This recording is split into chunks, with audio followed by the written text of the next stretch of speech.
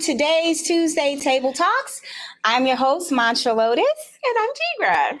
Right, today's show, well, we are in the beautiful space of Loving like cuisine. Right, on a very special day, which is Love Day, National Love Day, Valentine's Day.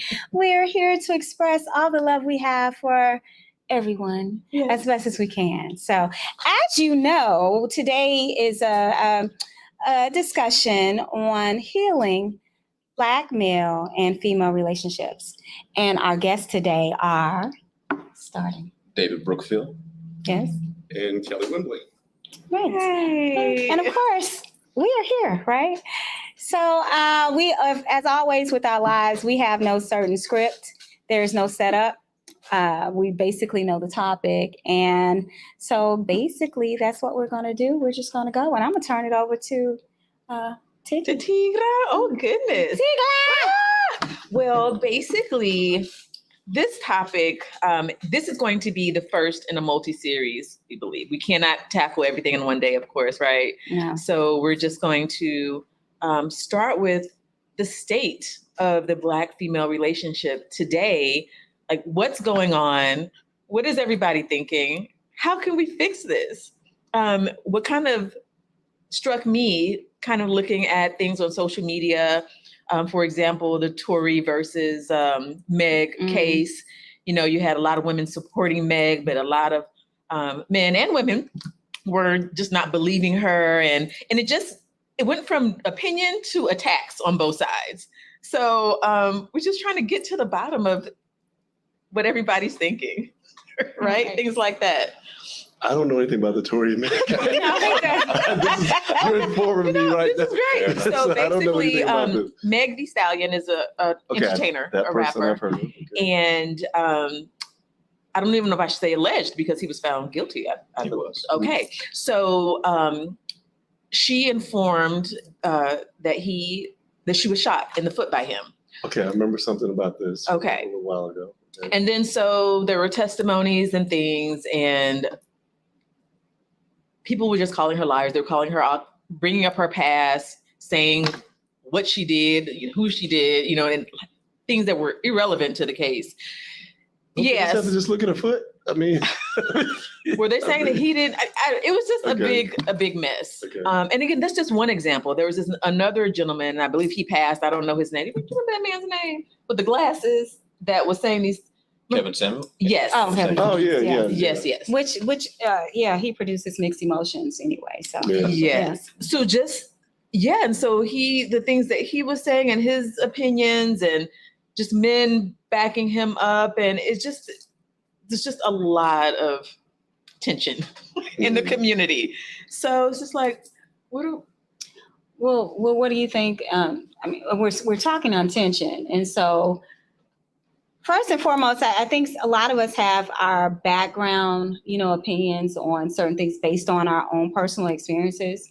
So, we may be more, or some of us may be more supportive of a woman who's saying that she's being abused versus someone who may not have a history of it, or someone who's dealt with misogyny versus somebody who hasn't, and also value systems, I think, come to play in it as well. With these particular cases, I don't know if I want to touch Kevin Samuels. Yeah, we're not going to do that. I don't today. even know if y'all want me to touch Kevin Samuels, because this might be a whole. That's another episode. Yeah, we might say this for and we're going to need some calming tea if we discuss Kevin Samuels. But Yeah. you may disagree. So maybe you can just touch on Kevin Samuels, his ideology in generalities, maybe not specifically him. Yeah. Right. Because like you said, he is a very polarizing character. Mhm. And there's people feel their ways, Mhm. of course. I always felt as though, because I watched him actually for years, but when he started off on social media, YouTube, things like that, his beginning videos were specifically designed, aimed at men. Yeah, it was. How to tie ties, how to appropriately mix your wardrobe, how to be a man, which I can tell you personally, that's a huge gap that's out there for men. I mean, it's enormous, the gap, and it seems to only have widened as I've gotten older. Yeah. I'm in the military, been in there 26 years. And so I've become the old man in the military, and I have a lot of young men.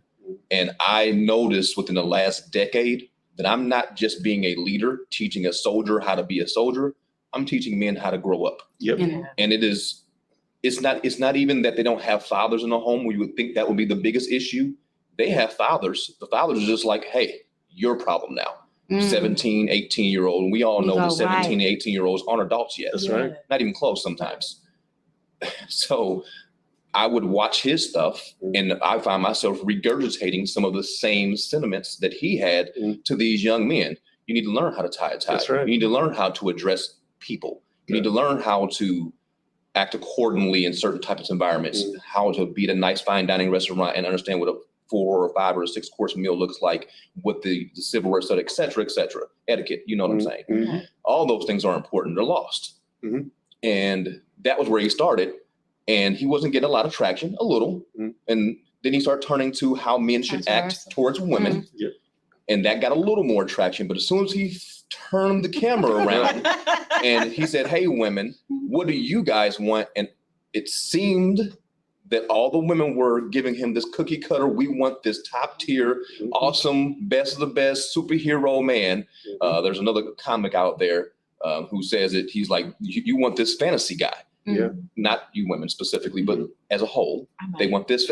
Maybe, okay. They want this fantasy guy to be tough, but soft, smart, but a thug. All these dichotomies that don't typically exist inside of a person, realistically, not in an equal share, and they all want this same person. And you say, do you know how many people exist like that? And when he did that, the backlash. Right. But his show became popular. Oh, it did. Controversy Definitely did. sells. Yeah. It does. It's interesting what happened. It does. And I with a discussion like this, and I hate to get to the end part of wrapping things up and keeping it light and, easy. But when we have people, women and men, Black men and women who are in pain and hurting, and we seek that communication between each other, and sometimes it just gets lost in translation as to what our needs are and what we look for in a mate, what we look for in a relationship. And also, I think when it comes to the internal, we were with Kevin Samuels or anybody else who's saying that you need to be this type of woman in order to get that type of man, or you need to be that type of man to get this type of this woman. So we have these definitions of what define malehood and womanhood. And when those questions are aimed, we can kind of become critical as to, like you say, oh, you need to lose a couple of pounds if you want that man, and it's like, hold up, wait a minute. Is this about so I think the issues specifically with Kevin Samuel was dealing with some of the shallow stuff. For me, some of the shallow issues, the things that I thought were on surface and not necessarily dealing with like real stuff, real issues of why, we may not have the respect that we have for one another, why we've kind of stopped loving each other in a sense, like really loving each other, and why we don't see each other. We kind of drift over certain issues within the community that, I think it's that's them, and have our certain viewpoints. And I don't think we give each other enough credit, I think with most things, it all comes down to communication. And some people aren't really, they say, oh, let's talk, but then when you begin talking, they hear something they don't like, or you say something that may hurt my feelings. It's easier said than done a lot of times when it comes down to the communication piece. Would you mind if I inject something? I look at communication. This is how I taught my sons. And when somebody tells you, if you go outside and I say it's hot, and you go outside and you say it's cold, we're both right. If when I go outside and I say it's hot, it feels like 100 degrees to me. You go outside and you say it's cold to you, it feels like it's 2 below. We both have to look at a thermometer. How you feel is what you feel. But that does not mean that's what you're feeling does not mean that that's what it is. That's what it is for you and your experience. So a lot of times I believe that when we come from, like, one may come from logic and another person may come from their feelings, but if you don't know if that's the type of conversation both of you are having, then you're going to clash.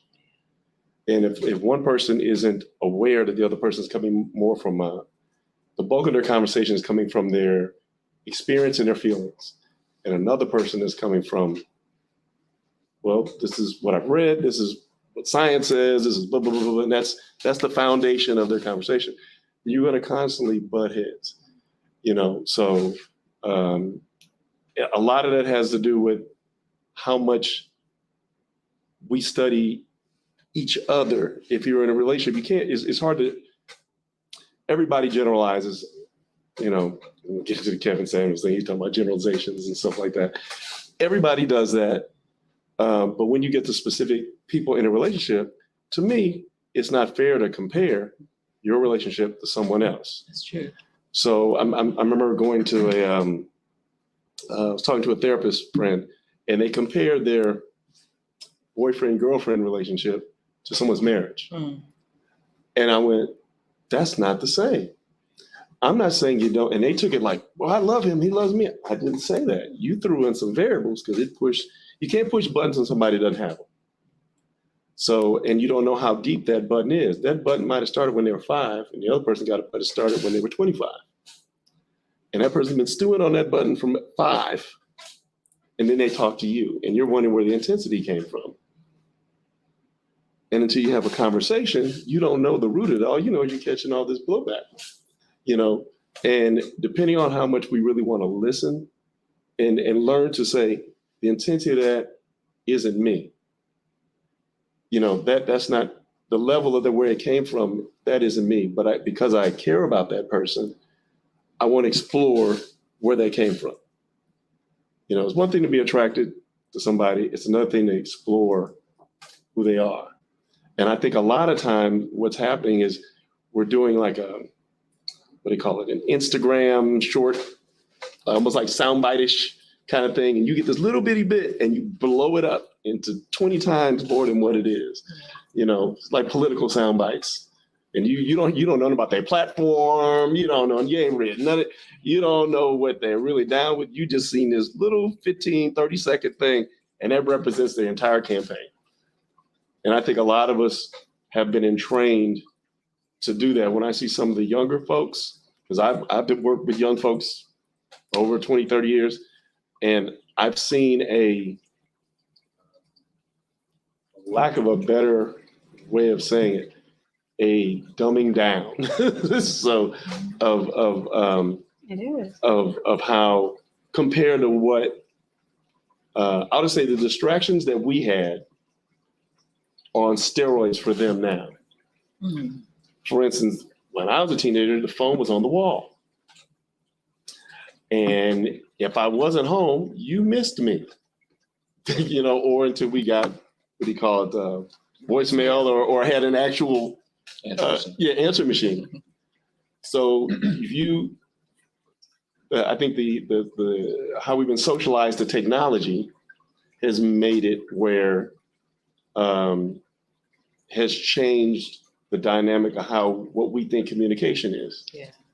So if you ask anybody to write a letter to somebody today, Ooh, I could, but right, see, back in the day, that would have been like nothing to rip off of 30, 40, 50 years ago. right. Now it's like, I could. You would have done it, and everybody else in the room can too. So, but now that's a big deal. It's a big deal. So it's to me, from my observation and what experiences I've had over the years, is I've seen where there's a clash based on how we can get into, it's like getting into factions. It's like if everybody was watching Oprah and then everybody's watching, let's go back to Kevin Samuels, and you're talking about the same subject matter, but you're in your faction, and one group is and kind of some of your beliefs and maybe expanding them and maybe poking holes in them a little bit, but they're not crushing your whole thing. Another group is doing the same thing, and they're pumping you up, and they may poke a few holes in it, but they're not crushing your whole thing. And it's gotten to the point where it's easier to do that we're all old enough to remember when TV went off the air, right? Yeah. We got a generation that doesn't know that Well, anything about let's that. bring it back to the relationships. Well, I I'm trying to bring. I'm sorry. I'm trying not to be too long with. But I'm saying is that it because there's a different experience, lived experience, and we're able to get into factions easier. Then each faction almost develop its own speak or its own way of communicating. And when you bring those two together, they're clashing because they really have removed themselves from. One says that this is a relationship. This one says this is a relationship. Right. They're speaking what they believe it to be, but when they get together, they're like, no, that's not how I define it. Right. So I see a lot of that. So it's all that emotion behind it because like I strong like this is what I believe in. This is what I firmly believe in. So you're wrong. And yeah, it's that that's where that disconnect is happening. No, I agree. So I have a lecture. I don't know if I went all around the world with it, but I'm curious that you brought that up. So then you have two women here. I mean, and you guys are champions of women from what I remember and know and observe. Absolutely. What do you all hear from women specifically when they're not around men and they're able to be a little bit more candid about what they're lacking from the men out there from the love and relationship aspect? Oh wow, that's is that too much to know? No, this is what we're here for. Hold on, let them get a bed. Right. No, well, like I said initially, it's communication is always the big thing. Not listening, not being present. Some people complain about a man working all the time. That's not me. So it's hard to generalize because some women fight about different things or complain about different things. I had one friend who was like, well, he's always at work. And if he didn't work, then you'd be mad because the man ain't, get off your behind and do something. So let's pause that for a second, Yes. if you don't mind. Yes. Communication comes up as like the number one as soon as anyone asks that question all the time. Yeah. And I always say, well, let's stop and start with that one. Since that seems to be number one, most complicated, then let's see what that means. Because if that's the most difficult one, that's the one that needs to be discussed with his dominance, right? So what does that mean? Well, what is the issue with communication? Now, from kind of circling back to what Baba Kelly said earlier, and it depends on how you grew up, like where your faction is, whether it's Oprah or, and it's like the eagle shall not be named. Because I know someone who will literally probably have a whole conversation through a text message if they could. I mean, a whole relationship through a text if they could. That's their form of communication. And like, okay, so to just focus on one thing for that, me asking someone, how do you feel? Oh, I don't know. Well, what do you want? I don't know. Or not really telling you the depth of what you want, just giving me something surface. Oh, well, I don't know. I'm hungry. It's just like, what I'm saying? So give me very surface, not telling me exactly more detail. What do you want from me? What do you want from this relationship? I don't know. We got the same. I know what you're thinking. Yes, sir. Yes.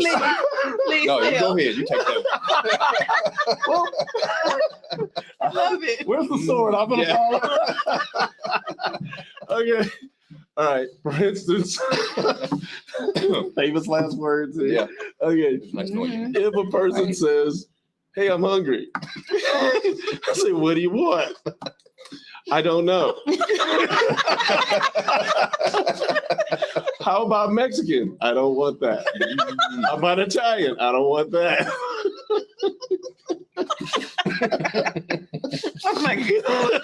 But that's a multi-choice question. So, I mean, But that's what she said. That's what I was getting at. And what he was probably getting at too is that find out what guys he do wants, it too. right. Just like you have that. men need to be asked specific questions. We're really This is all the way through everything you do. I hear women say, I asked him if he was single and he said yes, but he had 3 girls. He never said he liked any of those girls that much, right? He was still single in his mind. You need to be specific. Right. Don't say, how do you feel? What does that mean? Right. Meaning, are you upset? Are you happy? What does happiness mean to you? Yeah. How do I participate in your happiness? Is it okay for me to to not be a part of your happiness? How does that make you feel when I'm not a part of your happiness, or when I'm trying to those specific, because men we don't discuss those things in our circles. We don't care about emotions quite the same way with the depth.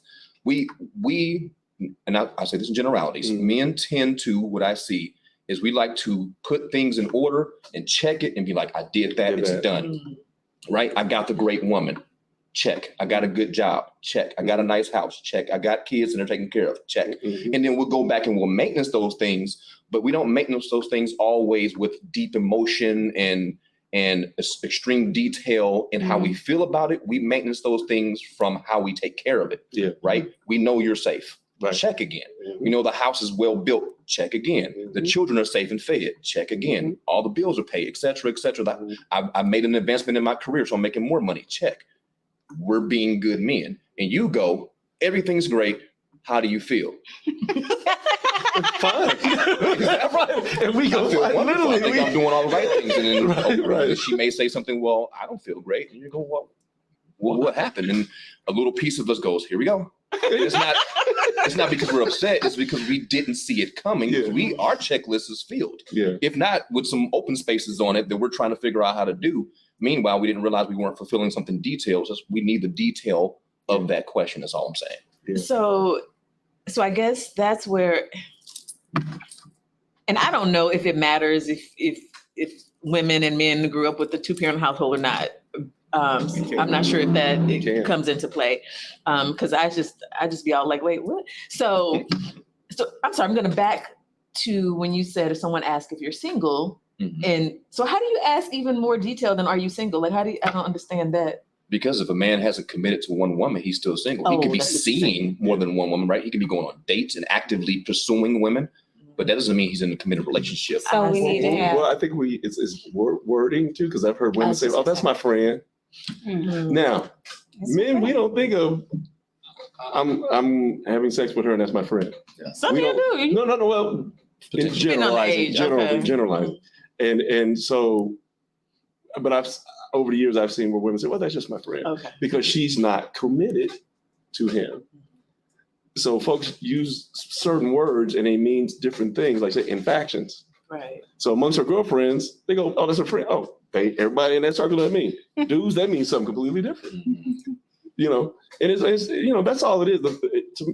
Like what we're doing right now, the more we communicate with each other, the more we find out what that word means to you. You find out what this word means to me. You know, and obviously those words have been working for me because I keep using them. Yeah. You know, so and you do too. You know, so it's the same. And then you finally find where, oh, maybe that word is clashed with somebody. And the reason that it matters is because that person obviously cares a lot about you. Well, it's obvious to whom. Sometimes it's not so obvious, but then it kind of goes back to what and I'm sorry if I say Davey, I do mean David. Like he said, they're checking off their boxes and they're thinking everything's okay. And I'm like, well, he didn't smile at me today. He didn't come give me, and I'm just like, well, what's happening? He's mad or he's doing something so is it matter if when things happen like that, where, you're just going through your day and you think it's all good, but women are a little bit more. We're intuitive. Yes, and expressive. And we feel it. Right, we feel it. And we want you to see that either my hair has a tip of burgundy on it or something. And when you don't notice that, we have all these questions and, and everything. So like, how do we, from your standpoint of what you were saying, like, yeah, you just check your box and you're, I think it's okay, to the woman who's like, well, I need more. Like, how do we meet on that? It's complicated. Yeah, it's very complicated. I think sometimes my experience has been that sometimes women want us to be like, we're your girlfriend and not your man. And so when you say the accent of that or this and the other, we don't. Maybe sometimes, like if we're pursuing you, we might notice those little hints because we're pursuing you. But when we feel like we have you already, we're already, and when we say have, I mean, we're doing things with you for each other that I would do for no one else. Right. And so now it's like, it's not so much that I don't notice it as much. I'm doing a whole lot of other things I will do for nobody else. And when you tell me, hey, did you notice it? No, I didn't notice that. Thank you. That looks good on you. So that puts it in another arena. And it's not so much what I pay. So a lot of times, guys, I've noticed over the years when we talk, I sit with a couple of groups of guys where we all get together and we'll bring some stuff up and we might say, what would be another way to articulate that? I know what you meant, brother. I know what you meant. Absolutely. But that translated to this. That's why you got that end result, that kind of thing. And the guy wants to know because he cares to figure, and sometimes if folks don't break, like he was saying, if you don't, I like to believe this about us. We're real simple. I mean, we usually tend to be pretty simple. You could have a guy that wears the same jeans all week. You might wash them a couple times. So, I mean, just being real. I mean, because that shows our simplicity. It doesn't mean better. It just means simple. Like, for instance, I like to keep a decent place. I'm going to tell you, our place, I always tell everybody, she tricks it out. And I just sit back, where you want me to put it? I mean, seriously, where you want me to, because I can make it look nice, but it's on steroids when she does it. And I'm not thinking about it that way. And that bringing it up, that's a good form of the miscommunication. Yeah. Because when we first got together and making, say a woman makes a house a home, So yeah, I have my certain ways of putting things, but when I would ask him, or try to include him in it, it wasn't happening. It was like completely out. So I had all these other thoughts in my head, like, okay, look, you gonna help me do all this, or you gonna help me do this or not? And he's like, I don't know what you're trying to do. See, what is all of this? Right, I need you to write it out and say, and I want you to put this here, put this there, just put that up, and then I'm like, I'm down. Just give me the. And that took. You want me to do it? That took a while to get to that point, because I'm totally looking like, okay, that's how we gonna do it. Okay, I'm gonna do my thing. You do your thing. I see where we at. That's you. That's me. Fine. And we survived that. We survived that. That's another question I like to pose. Do you think, for us, do we think that any relationship is able to be saved? No. You said any? Any relationship. Oh, no. No, not any. I mean, that's seriously generalizing. No, not any. No, I can definitely just roll a decks and go, absolutely not. Right. No. Yeah. I mean, you brought up one about Meg and oh boy, we got. I mean, I don't think that's salvageable. Some women or men will try to make it work. Yeah. Right. He didn't mean it. Okay. Yeah, that is true. Yeah. That is true. Yeah. Right. And that's a lot of people are dealing with that right now. I know. I mean, not that particular shooting somebody, but or in situations where in their heart, they're comfortable, they're afraid, and it could be a multitude of reasons. I don't want to give up on them. I don't. I told them forever. I'm a liar. I'm invested. I don't want to let them down. There's so many reasons that people would try to salvage a doomed or stay in relationships and they shouldn't be. Yeah. Right. Bringing up the one who shouldn't be named, right? Right. And I mean, he's an ancestor now. He is, I know, but we don't want his energy. Well, like I'll say right. I'm like this, and I'm gonna be real short. I flunked a Spanish class once, and when I had a different Spanish teacher, same textbook, I got an A. So I didn't like the delivery, but what they said was of value. And so the thing is he may not be delivering in a way that I've seen it with, remember Shahrazad Ali? Oh yeah. Back in the day. Now back in the 80s and early 90s, people was talking about it. Now people are touting what she's saying now. But that was 30 some years ago. Right. So I'm just saying it may not be for where the audience is at right now. So and I said that and it made me lose something on that. But something that Kevin Samuel said. He said, do you realize that 80% of divorces happen based on women filing divorce, not the men. Mm. So statistically speaking, then this is the example that I remember him saying. He said that when women are unhappy, then they will file for divorce. Now, there could be various reasons for being unhappy.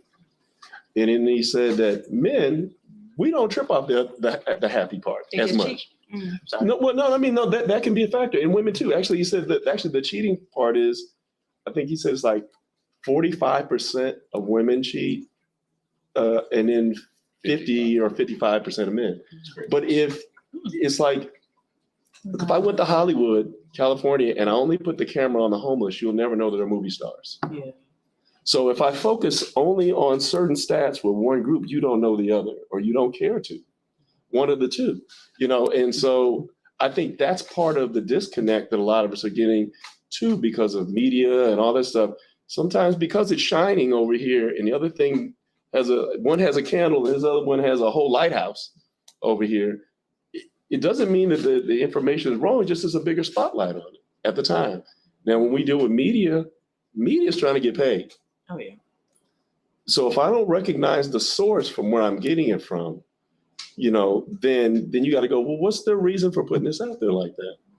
Like when they would say black home, black crime. Well, no, you tend to rob the people that are close to you. You don't go way out somewhere and do it. So, but if I only focus on that, that's why they don't say white on white crime, Asian on Asian crime, or whatever. You don't hear it. It became a buzzword, and so that's the only one you hear about though. So kind of the same thing with this. And our folks have been challenged since the day we got brought here. Mm. That's my reference. But the thing is, and there was things that were historically put in place specifically for us that other people were never challenged. They had the challenges, but not like we had on paper. So the thing is, we have a different challenge in order to stay together.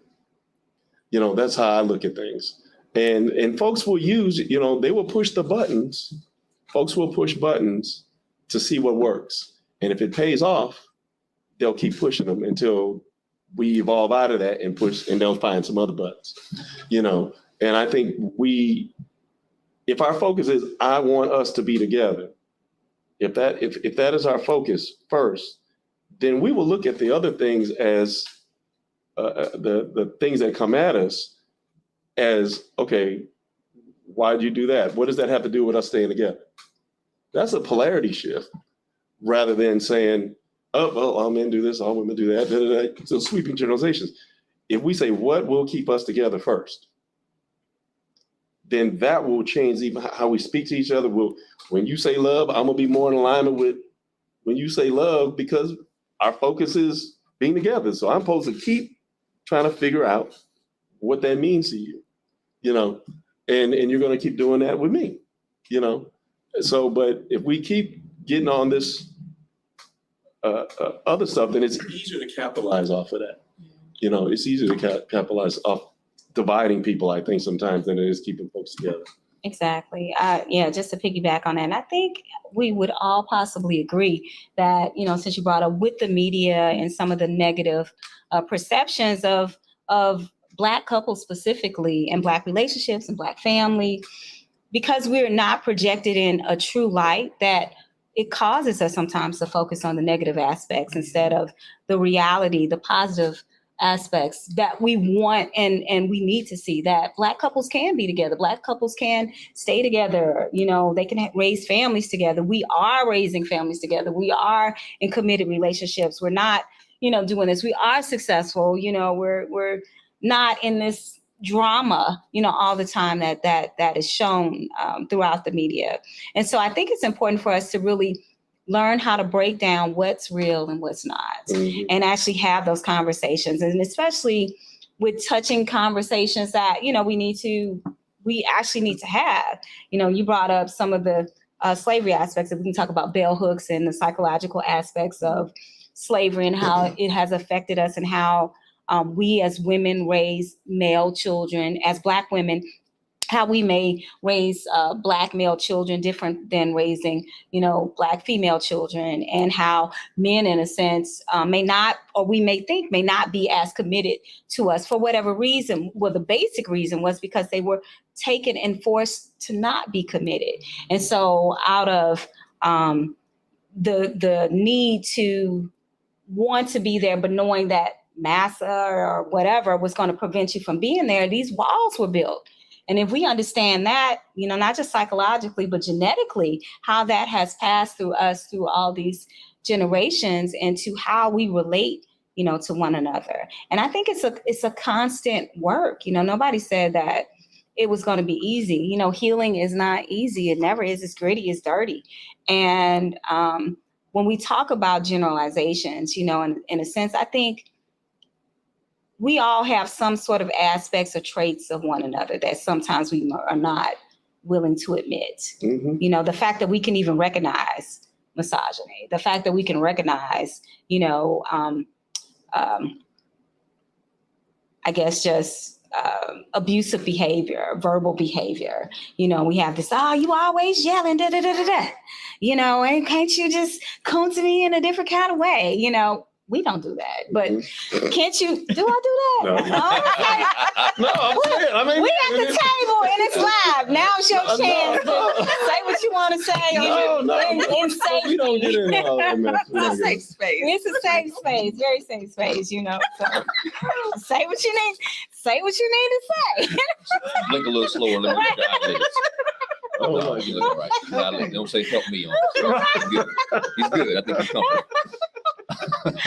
Right. Oh, So I believe that, the reason that we recognize certain behaviors is because, we've had a little bit of history to it, either we projected that ourselves or we've experienced it or, we've been involved in some kind of way. So all of it is in a sense relatable. But the fact is of how we create that shift to turn the positive and put it back on top of the negative, and I don't know, it's a lot. This is such a broad discussion, when we talk about Black male and Black female relationships, and I'm sure it brings triggers to, the other ethnicities as to, how, or even interracial couples, what does that mean? How does that feel? Are we saying that you can't love, someone of a different race or that relationship is not as important as this one? No. Not at all. It's Black History Month and we're focusing on this specific. Yeah. And I think we're focusing on a very need in the community, in Black community, all over, in African, descendant communities. It's important for us to learn or important for us to see the reality in ourselves. Just as when we talk about branching out, from self-love, how can I love someone else if I don't love myself? And we all know we have a story as African people, and it's important for us to kind of heal. It's something about, having a brother say, I see you, I know what you're going through, or sis, I'm proud of you, It's a different communication. It's something about when I can hug, or come to a brother and see somebody who's in need or, something, or just like, hey, what's up with you? What's going on? We communicate a little bit differently.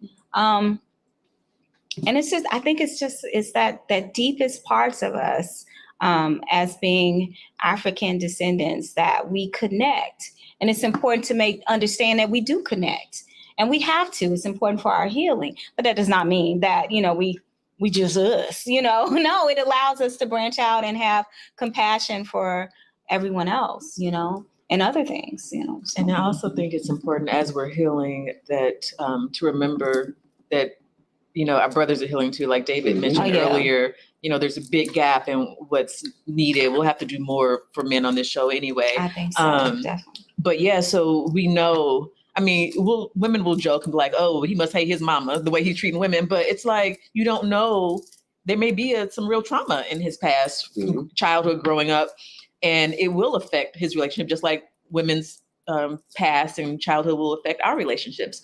But I think we need to get to the point where we're a little more kind. I know it's hard when your emotions are involved, but let's say you are dating someone and, you know, it doesn't work out. You just learn from that, you know, and it's like, what did I learn? Learn to love what you had. And it doesn't excuse people from accountability, but, you know, just learn to, okay, I love what I learned from there. Let's move on without bashing them once it's over, you know, and just.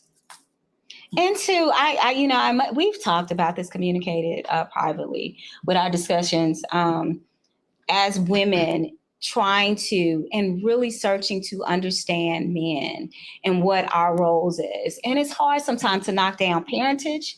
It's hard to knock down, you know, the things that we've been taught. And as for being women, you know, I was a single mother, you know, living in a single parent home. My mom worked 2 and 3 jobs, being there, you know, raising children ourselves and feeling as if in a sense that we had to do certain things or the ball would stop.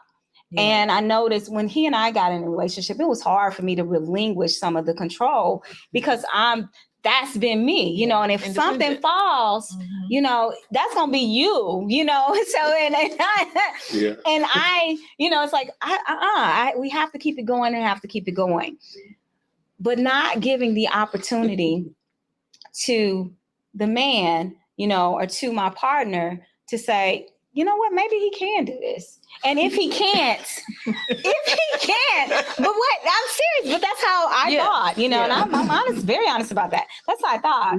But, and if he can't, then what role is it that I need to play in order for him to have the space to even try to figure it out, or if it's something new to explore, that there may be a different way. And for myself too, you know, I think we get so committed in doing things our way and not seeing each person, you know, I think you said it before, seeing each other as individuals and giving the opportunities, you know, to do the things, that, you know, I got it, you know, that's me all day.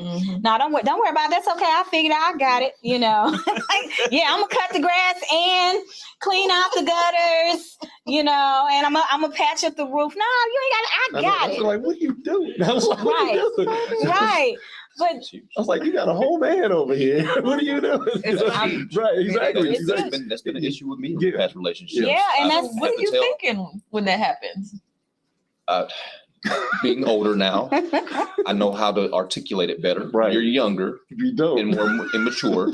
You might not. And men tend to hold things in for a while and just be like, whatever. And then until it gets to the point where they're like, all right, well, look, I wasn't going to say all these things, but since we're having an emotional moment, I'll unlock that. I'll keep that, right. And that's not good either. We'll talk about that a different day, right?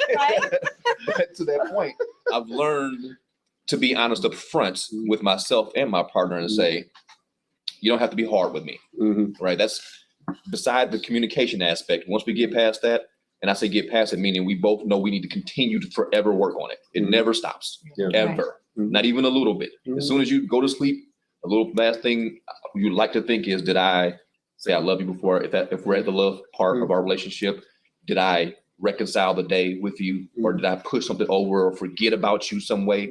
Even if it's just like, if I tell you like, hey, I didn't forget about you, just so you know, the day got away from me, but I care. So we can talk about whatever you care about whenever there's time for that to do that. And that's growth.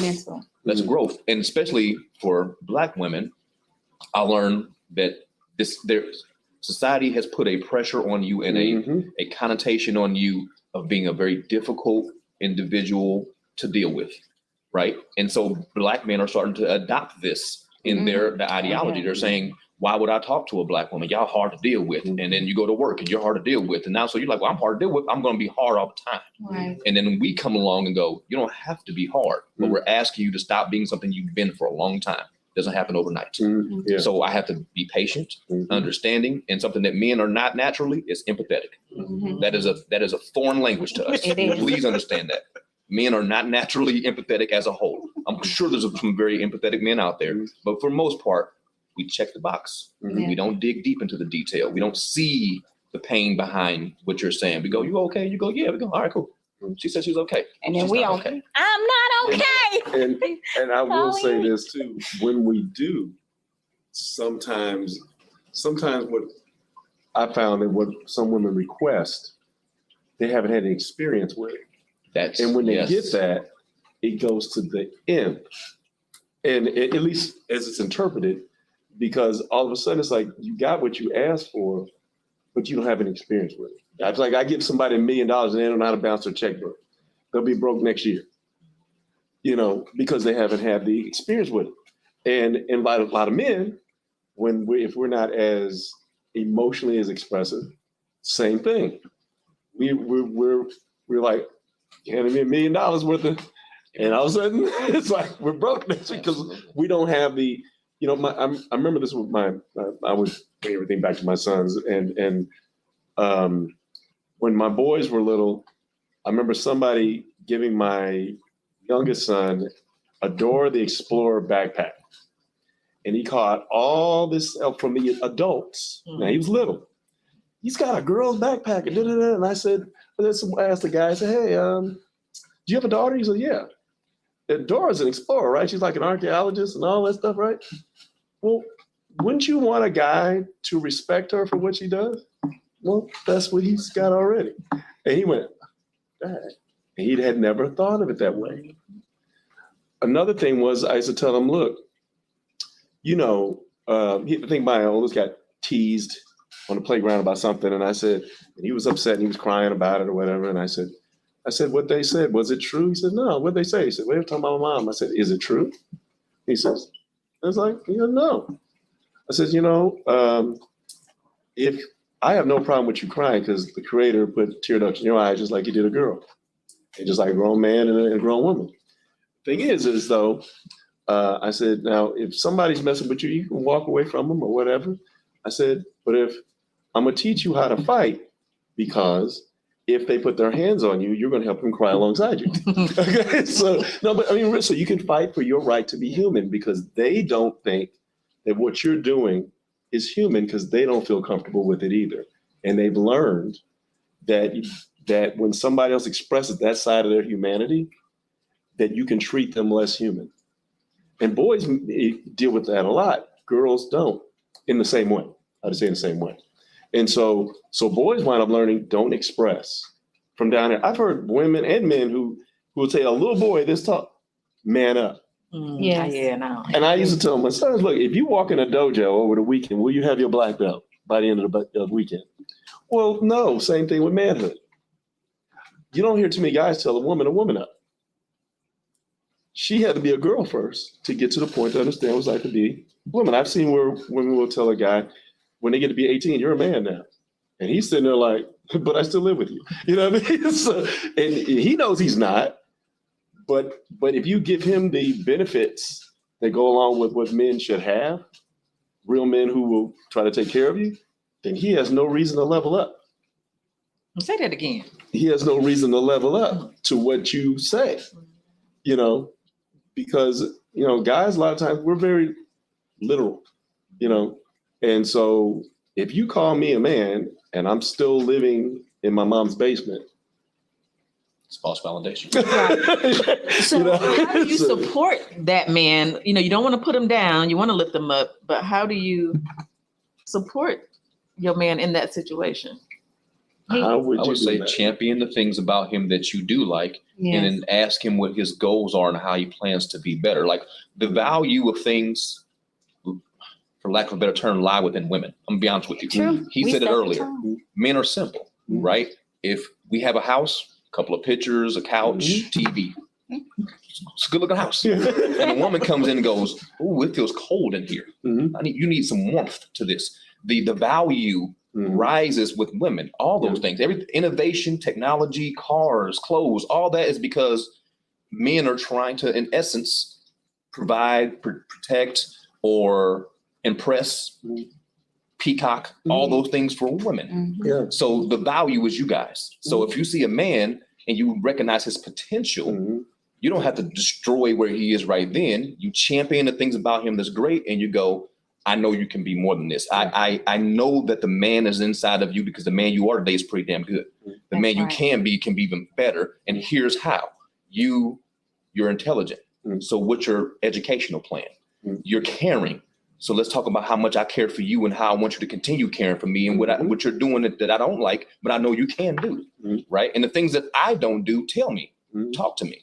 If you do those things instead of coming to him with just the, oh my God, you're not this or you're not that, or conversely, you're excellent. What you just said earlier, it happened to me as a young man. I get told very early, man, you're doing great. I was like, yeah, I am doing great. Ceiling. Yeah. Right. And then later on, when you get around men older than me and more established and more intelligent, more wise, I'm like, I'm in the wrong room. What happened? I thought I was great. Oh, okay. Maybe I wasn't great. I was great to her, but she was just trying to throw that at me because she wanted what she thought she wanted from me, but she gave me too much. Like you say, I was almost emotionally and a little bit morally bankrupt because I felt like I didn't need to add to myself. So it was too easy for me to be like, well, I'm so great. I'll see who else thinks I'm great, right? Because you're telling me that too early in my life. You need to tell me I like you, I appreciate you, but no one's perfect. I got some growth, you got some growth. Let's come together and see if we can grow together. But don't blanket someone. I think that women who do that, because I know I've done it, it's a mixture of, like you said, you called it false validation. Like I was, trying to encourage somebody, but lacking, facking, and cracking. I don't know, but but it's like, and on the other side, I'm afraid if I'm too hard on this man, I might lose him too. There's that fear. So it's just. I think that's a big word you just said.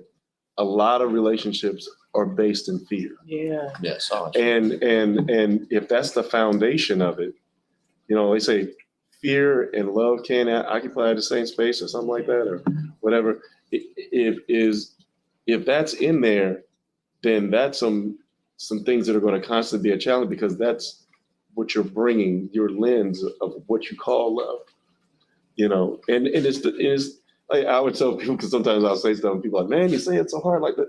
Everybody's got that. You just make the sweeping generalization to some degree. Everybody on the planet is having to learn that. The thing is if we generalize it and we say, I'm supposed to love everybody, then that's not a relationship. It's not the same comparison like I have with an individual while I'm in a relationship with one person. Hence, studying each other. I can get into another reference myself. My oldest son said to me, Dad, how do you know when that this is the right woman? I remember saying this to my grandfather. And he said, and in saying this too, that also means I'm talking to other men.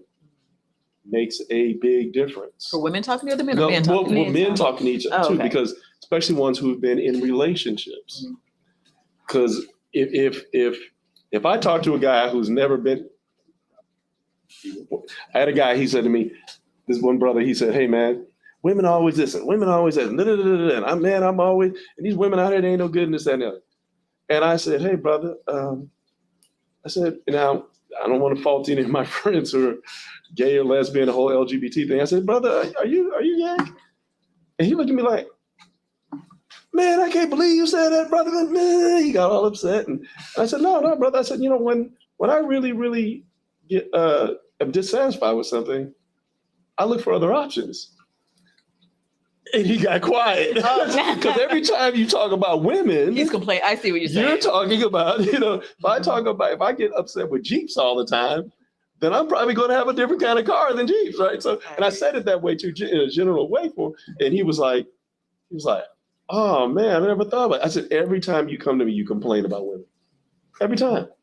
And I said, now, what type of women do you find yourself attracted to where you keep getting the same end result? I'm just saying, do they all have a similar look? Do they all talk similarly? Do they all, education background? Have you noticed that there's a pattern? Because you're the one choosing. If I always see you with a red car, obviously you like red cars. You know what I mean? So, no matter the make or model, So that part right there is where you have to start doing this stuff. Because if you find that same pattern happening all the time, you're like, yo, that's you, bro. That's an interesting pivot because I see it a lot where some men, especially brothers in particularly, will be like, oh, I'm tired of the weave. I want to see natural hair. What can just Lamarck say? I want to see some stretch marks, you know?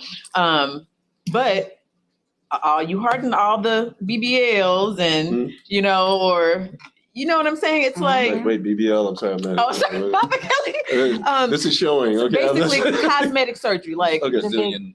Brazilian butt lift thing. Okay, okay. Yes, okay. yes. So it's like you're praising this look. You say you want one thing. Not praising it. You're not praising we're not praising it. Oh, okay. No, But tell me what it Because is. I hear that a lot too. I've heard that quite a bit. It's like, oh, you say you want a woman to be natural, but then you're Instagram harding.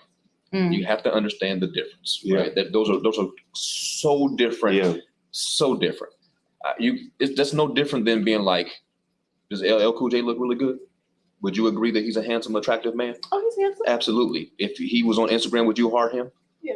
But that doesn't mean you're going to get with LL Cool J. Right. You can respect the fact that he looks good, right? We see women on that Instagram, for instance, using that platform as an example, and they're showing off specifically what that thing is that men like, a curve, right? But I don't know if I like you. I just like what you presented. That's no different than a cheeseburger. I can't eat them every day. It's bad for me. Right. And I could tell you in reality, when you see these BBLs up close, they don't look that good anymore. Right? It's the menu item, but then once you get on your plate, you're like, I don't know. It's not what I bought. I would rather it be natural, because what you want to take home, what you want to enjoy, what you want to love is something that you know someone either worked hard for or didn't. Right? I mean, I'm just being, this is personal. No disrespect to BBLs out there. You go do with your body what you want to do. Yeah. But personally, I would prefer you work hard on yourself and you look fit because you look fit. Yeah. And that's you. That's my dynamic. I think most men, especially of a certain age, probably over 30, are feeling that way because they recognize that like something might be not quite right here if you risk your life just to look good. Yeah. That something is missing there, and you haven't worked on that part of you with a therapist. You work on that part of you with a cosmetic surgeon, right? And that's to me scary. Yeah, that's a flag, I have to say. And I'm like I said, I'm not bashing those people because I have flags of my own to work on. So I'll go work on mine. You go work on yours, and we may or may not meet somewhere in the middle. But that being said, me liking someone's Instagram picture is no reflection on the woman liking her in a frame, but being deeply attracted to the woman you're with is so different. Yeah, it's so different. You know, this is something an elder taught me. They said, you know, how you know what a person values by how they spend their time and their receipts. And time you can never get back. And so, but you can always make money to make more receipts. Okay, but that's also how you spend your time too, in order to get the money, have receipts. So that lets you know that a lot of times men, when we're serious about it, we look at it through that lens. I'm spending a certain time with you. I'm giving my resources to you. Hence that whole providing, the whole thing, all that. That, for a lot of men, denotes love to us. And to us. You had to tell me that because we view things, differently. And I know for me, I was like, okay, I know, it comes up quite often in relationships. Like, do you love me? Do you really love me? And what does this mean? What does it mean? I thought he saw the look. I saw the look too. I was like, that was a question. That was a statement. Slide over here and let you out. It's come up, and it's like, what? I got the candle. You got the candle on your side. It's warm on this side. It's so hot up there. But he's like, what? And one thing I love when he does this, and he says, woman. I wouldn't be doing A, B, C, D, E, F, G, L, M, N, O, P if I did not love you. And I'm like, okay. That's real. It's real. I cannot like you today, but ain't nobody gonna touch you. I can tell you that right now. If the world came crumbling down, I'm gonna be on top of you so they don't hit you first. And I cannot like you through that whole process, but I'm not gonna stop loving you because I don't like you today. And that's manhood. And that's how we think. We know if it all burns down, we got to rebuild it for you. Exactly. Right. Less money, more money. Strong, weak, whatever. My grandmother a long time ago told me in life, you decide what kind of man you're going to be. Mhm. You be a man who can do, Mhm. or you make enough money so you can pay somebody else to can do it for you. But Mhm. don't be neither, That's Right. right. right? So you have men Mhm. who can fix things, who are handy, or computer literate, et cetera, et cetera. And you said it's difficult for you as a woman, having been independent for so long, to hand those things off to him. Understandable, it takes Mhm. time. And as a man, it takes time for us to stand back. I've been in relationships where I'm like, because I'm a very handy person that comes from my whole background. And something will get fixed. I'm like, why'd you call another man? We need to have a conversation. Right, exactly. 'Cause we'll take it as a Last thing slight. you do. And one of the people you compete with, believe it or not, especially because we talk about broken homes, is a woman's father. Yeah, yeah. A woman's father can be that man sometimes Mhm. because she's like, well, my dad used to, and you're like, I'm not your daddy. Right, exactly. Okay, so don't call your daddy when you need man stuff. Right. Call your daddy when you need daddy stuff. Right, exactly. And that's No, but that's true. real talk, though. That is real talk. It's so And true. you know, so, and I'll say this: growing up, it was like Ripley's Believe It or Not on my block to see a black dad. So, and in saying that, I remember there was 2 black fathers on our block when we lived on the South Side. And it was almost like we were watching a TV show. They come out and we're watching him. One guy who lived 2 doors down from me, the other guy lived across the street. We're watching him mow his lawn. We're watching how he interacts with his daughters, and stuff. We're watching it, and they don't realize how much we're ear hustling and observing, because they don't realize how much. But they might have realized. I don't know, but it's filling a gap. Yeah. It's filling a gap, and I noticed that with young men now, it fills a gap, you know, and you go, oh, this guy is really watching how I'm doing. He's asking certain questions. Now, 20 or 30 years ago, I wouldn't have noticed it the same way. Absolutely. But at this stage, I go, oh, I do it. I know what this is. Right, exactly, I brother. notice that they get close. They Right. want to be around. Yeah, Ask goofy questions. They don't answer to. They just want to be close. yeah. Hey, how does that work? You're like, really? You know it. Okay, Yeah. I understand. I love But it. I noticed it in me. Mm. I love being around older Me men. too. I love Me it. too. Nothing makes me happier Yeah. than listen to old men just complain. Yeah, yeah, yeah. It's hilarious. It's great. I don't even want to say anything. I Mhm. just want to sit back and let them go. And it's wonderful because I never get it. Yeah. Yeah. Men don't do it. Yeah, and it's like being the kid again in the room. Like, for instance, this past week, Baba Kunama, who was drumming for us, he was one of my first drum teachers. So when he said, Kelly, drum with me for a second, to this day, I still feel like a kid Absolutely. with a beard like this when I drum with him. And he's like, no, you take lead. And I'm like, you saw there was a slight, and I looked- Yeah. I still felt like a kid. And I think for men in particular, it is good for us to have that hierarchy around us of men that we saw that were consistent, that have survived. Because I watched them raise his children when he was married. Yeah, I watched that years ago when I first met him. So I'm like, okay, big check mark on these Example. boxes. So it ain't just me drumming with him. It's all this other stuff he brings that makes me respect him on a lot of levels. So it's like, okay, I can use that when I have kids. I can use that. And I have, you know, so a lot of the young brothers I see, and even some of the guys who are my age, there are guys who come to me and ask me advice. And we do this with you. And this is what it's like. It's the same stuff y'all do. I mean, I used to be part owner of a hair salon, and I would sit back there and I would be at the computer, and I'd listen to the conversations women have. Like, guys, we don't share shoes and stuff like. We don't do stuff like that. Y'all do that kind of stuff. And I'm like, this is some of this stuff, not the shoe thing, but you know, this is stuff we should be doing. And there's a reason why we say y'all network a certain way, but a certain way we do it too. If we play basketball, if we play sports, that's us doing that. That's us kind of doing what y'all do when you're in the salon. Barbershops. Women walk in, the whole conversation will change. Completely change. It don't matter if it's a grandma or a 4-year-old. That's how much power Women have. that when we walk in the room, because we're trying to sharpen each other. And that You know. all that within the relationship aspect. Yeah. I think it was you. I can't remember who said it earlier, but you were saying that men being around other men to talk about relationships is important for them to understand how to deal with future relationships, Yes. especially when they're young.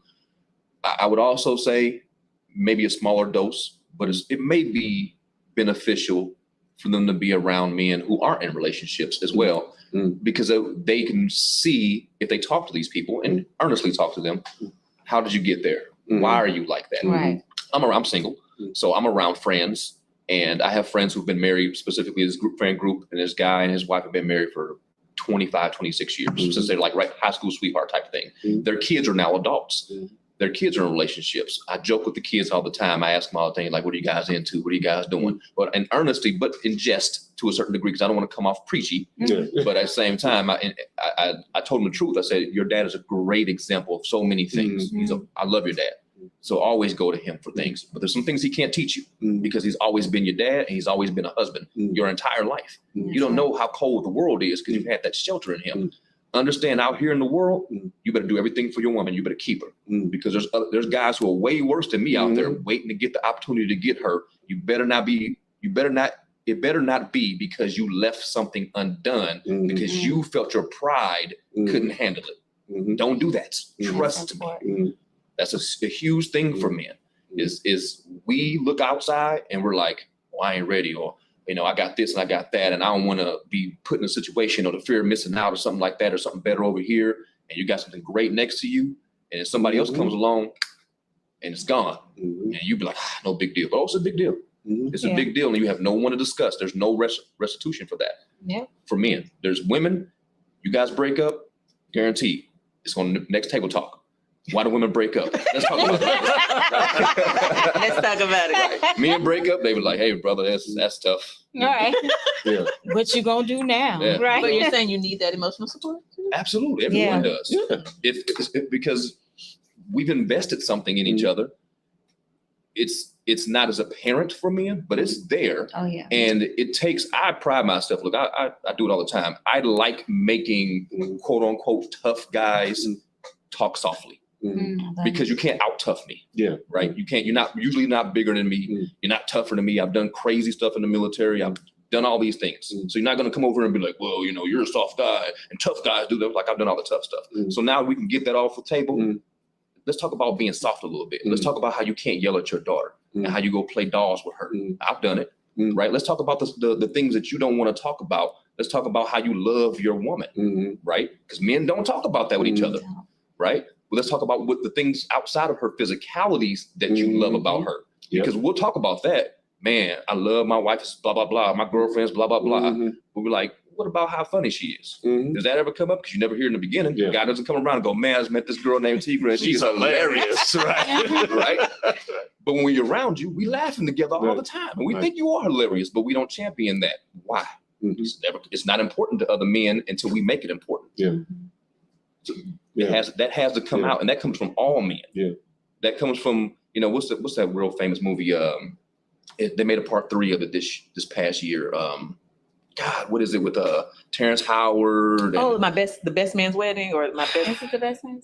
It's something like that. I feel like it was the best man. But I feel like the part 1, most of them were single. At least Terrence Howard's character was single-ish in it before he got in it, and he played that role, right? Very much the anti-hero to a degree, right? He wasn't married. He was habitually single, but he had a heart, right? Yes. And so he would tell you things from the real aspect, like, hey, it's hard out here. You ain't built for this. They need to hear that too. They don't need to hear, absolutely, love your wife and we're all perfect and let's go.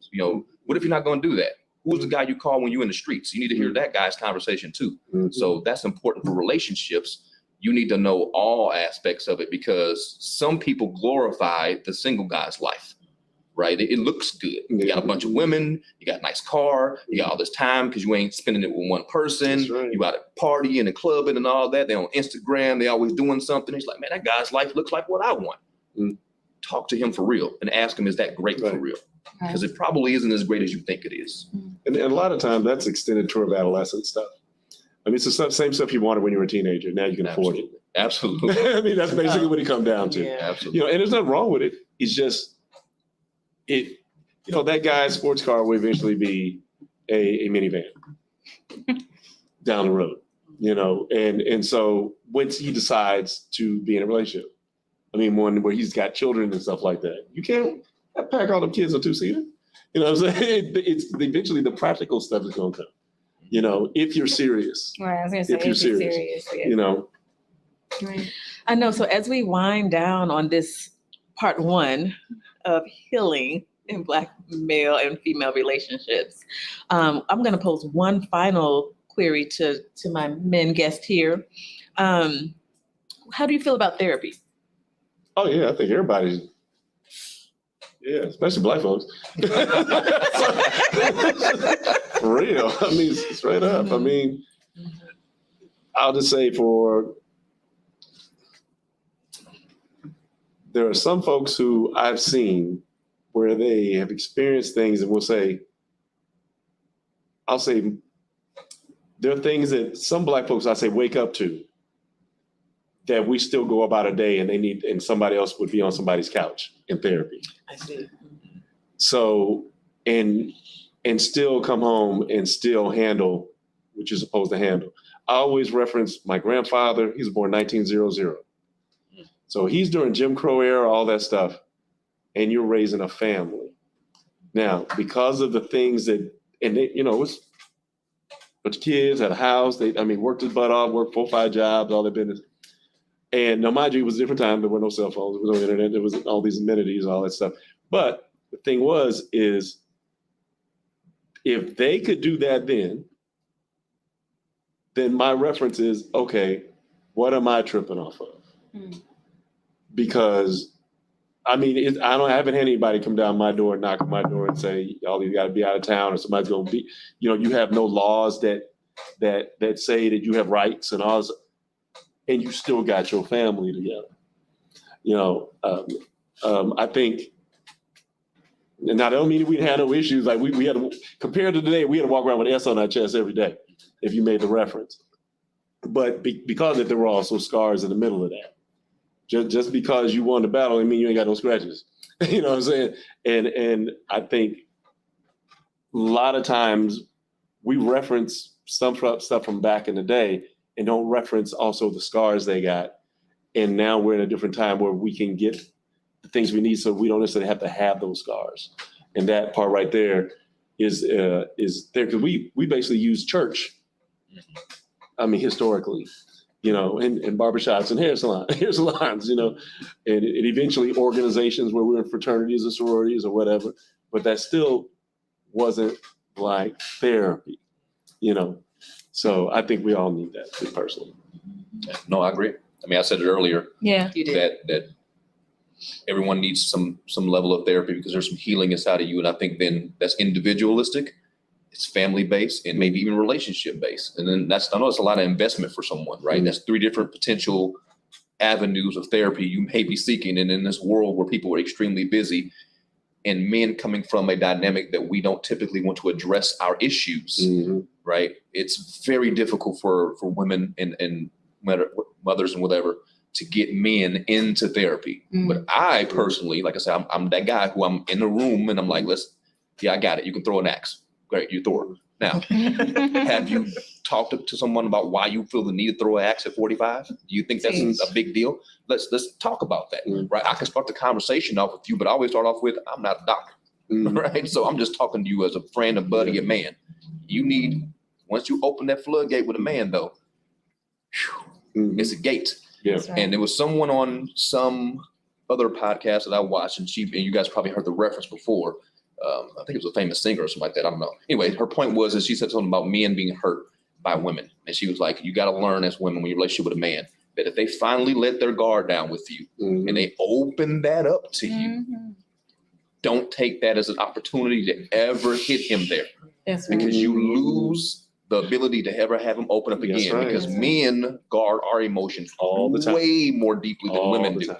We don't feel the need to open up. It takes a long time. And the longer the guy's been building that wall, the higher and stronger it is. So if you get a man who has a hell of a wall and you've worked your butt off to get him to drop it, embrace it, even though you might hate what's behind it, just don't punch him in it. Yeah.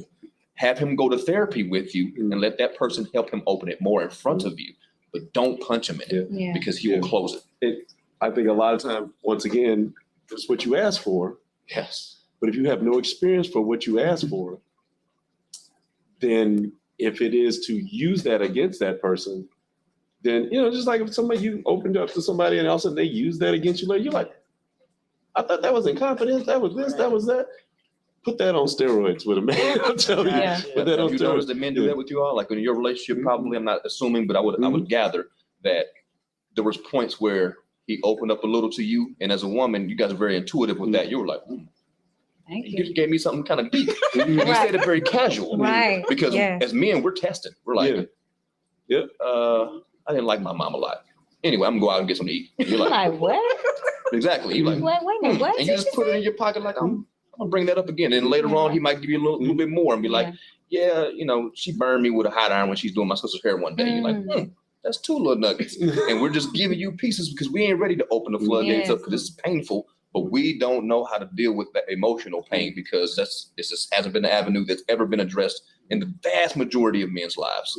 So when we, like I say, we give it to you in trickles and we let you guys absorb it, and hopefully it never gets to a point where there's this crescendo of a relationship conversation or argument where that thing gets attacked.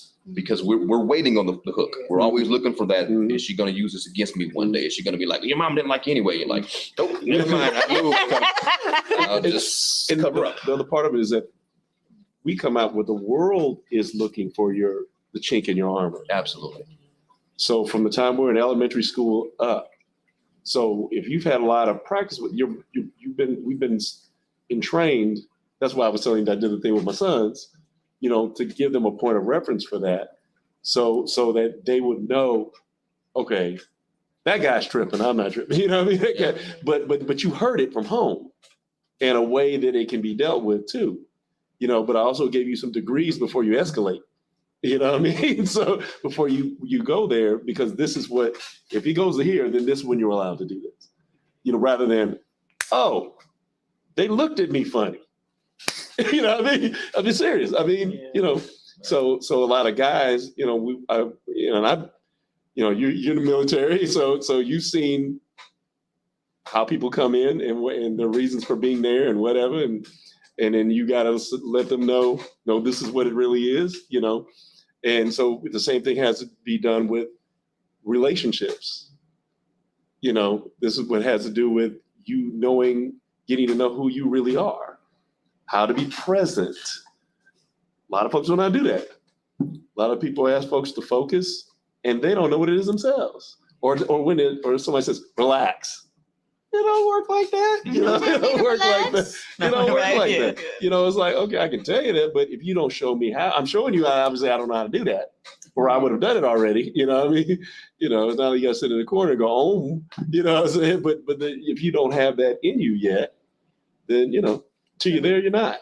I agree. I would say lastly that don't treat therapy for yourself specifically like a fad diet. Yes. I think that is a thing I see even from women probably more, but men too. We like to say checklist on us, right? I've gone for my 8 sessions. I feel a little bit better. I said some things. She agreed. Now let's go home and work on it. Therapy over. Or woman goes to therapy. I've worked on myself. I found a good man, therapy over, right? I go to the gym. I worked out. I feel a little bit better. I can go to the beach, gym over. It's like, no, it's a continued effort because more things are going to be buried to layer. You're an onion and so on and so on. So I just hope people that don't stop going to therapy, even if you found the love of your life and your life seems to be perfect. I think you guys said it on previous episodes is that make your appointments and go to therapy when you don't need it. Right. That way, when you do need it, you already got it.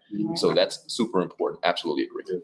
Joe, he watches our show. Look at he's a kid. Hey. Oh, we need to announce too our special gifts. Tuesday table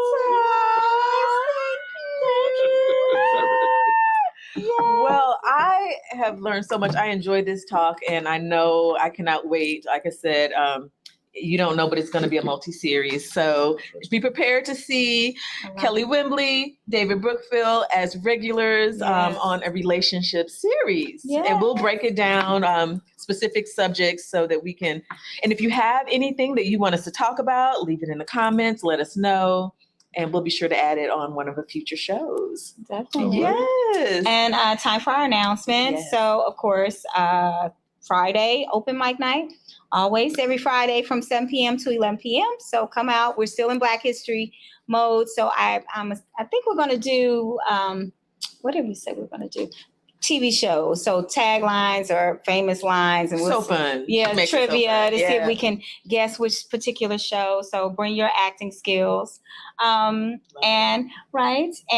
are we doing brunch and biz for Saturday? That's Saturday at 2:00. Yeah, brunch and biz Here at is- Love and Light. right? Our networking event. So any entrepreneurs or entrepreneur seekers, we have that Saturday at 2 p.m.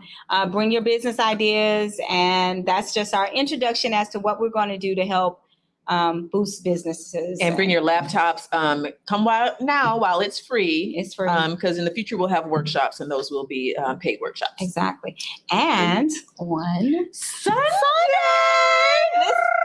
Look, y'all, this is the whole final of this love week. So this is going to be the fun. Okay. So as you know, Tiggy Pink does self-care Sundays. So for February, it is more focusing on self-love. Yes. So, Mardi Gras is this weekend. The big parade is on Saturday. Well, here at Love and Light Wellness, we're going to have Naughty Gras. So basically an extension. An extension of the Mardi Gras celebration. We're going to have a special menu. The owner of Love and Light Cuisine is having vegan shrimp po' boys, shrimp and grits, shrimp and fries. This is Cajun. Oh, it's going to be so delicious. So you have to come by. We're going to have, we're going to have king cakes, gooey butter cakes, and so many treats. And we have the cheesecakes here too. Yes, everything's vegan. And Can't not wait. just the food. Yes. What else is happening? Okay. So we will also have, Get to it. so we're going to have Pure Romance here. If you know, you know. She's going to have like 5 trunks full of things. Trunks. So, Trunks. yes. We're going to have a special Naughty Gras soundtrack. If you have a special request for a song, let me know now. I'll add it to the list. We will have henna tattoos by local artist Halima. Yeah. We will have belly dancing. And we will have a twerk shop. Tiggy's twerk shop. That will start at 6 You're o'clock right. in I the have to- evening. yeah. So if you don't want to see it, avert your eyes, leave before 6, but 6 o'clock. Lord. 6 o'clock, we're going to be working on those glutes. That's right. A lot of work, guys. Yes, so Yep, I'm get so together. excited. so 10 o'clock, you can pay at the door, you can cash up, follow Love and Light Cuisine, Mantra, or Tiggy Pink, and you'll see the links there. That's right. I'm so excited. Yes. Energy work class. Oh, yes. Wednesday, March 1st, Kelly Wembley will be doing energy workshop. So So excited. look out for that. I'm We'll so excited. Yeah, that's going to be. He has powerful energy, so I cannot right, wait yeah, for that the one. airbender. Yes. love it. So Oh, look one out. more thing in February, March 1st. the 25th. We're having Indian night here. Yes. Oh, Just look yeah, out that's for gonna that. be- yeah. That's a special thing. That's a So Saturday. just look out for that flyer coming up soon. Yeah, so we'll attach all the flyers as they come. Please share these videos, subscribe, keep us going, which we're going to be going anyway. And love each other, be compassionate, do what you naturally do. And let's continue to respect one another as Love women, one another. as men, and be sweet, as we are. So, yeah. Thank you guys so much. Thank you so much. See you next Tuesday. See you next Tuesday. Speaking of sweet, there's some cheesecake. Yeah, Okay. so Oh my gosh. Wait a Yes, minute. I got all kind of, I have chocolate. Yeah, Oh my gosh. do this, please. I have, okay, see this chocolate is from Imagine. I have a gooey butter cake Let's do from this. Royally Baked. Vegan. Which all this is? Well, I know it's vegan. Everything's vegan. Okay. what's up? Imagine Cafe is in Tennessee, in Memphis, Tennessee. Please check them out. Family-owned business. The owners are amazing. Ooh, Oh my wow. gosh. This gooey butter, red velvet gooey butter is from a local baker, Royally Baked. I always talk about them. Adina's Vegan Cuisine. Ooh. Yes, has turtles. And I think they're off Page and Ferguson. I think Yes, they're there sir. until 6 o'clock. Oh wow. I didn't know she had And Royally time for that. Bake is going to be open until 6 o'clock. So local Yeah. St. Louis, check them out today. Go right now. It's raining in the traffic, so be safe. Yeah. But yes, Yay! Happy Love Day. Happy Love Day. All right, let's go. We out of here. oh, try. I didn't mean to close it. Yeah. Did you want to do your? Did you end it? You ended it? Yeah.